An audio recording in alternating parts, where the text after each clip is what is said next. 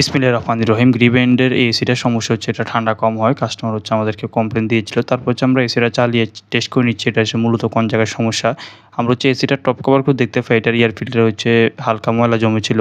আর এটার যে কুলিং যে কয়েল সেটাতে হচ্ছে তেমন একটা হচ্ছে ময়লা নেই এবং এটার যে ব্লোয়ার সেটাতেও তেমন একটা হচ্ছে ময়লা নেই।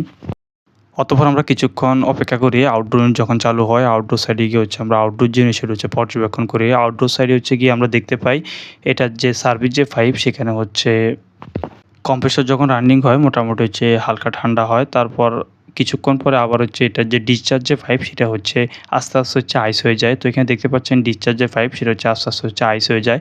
ডিসচার্জ পাইপ হচ্ছে আইস হয়ে যায় মূলত হচ্ছে যদি ইউনিটে যদি রেফ্রিজারেন্ট অর্থাৎ গ্যাসের পরিমাণ যদি কম থাকে তখন হচ্ছে সমস্যাটি হয়।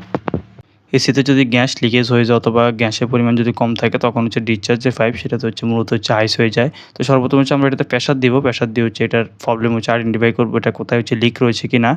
ডিসচার্জ যে পাইপ সেটা মোটামুটি ভালোই হচ্ছে আইস হয়ে গিয়েছে। তো এটা হচ্ছে আমরা পরবর্তীতে হচ্ছে এটা কাজ করে দিব। ধন্যবাদ। আল্লাহ হাফেজ।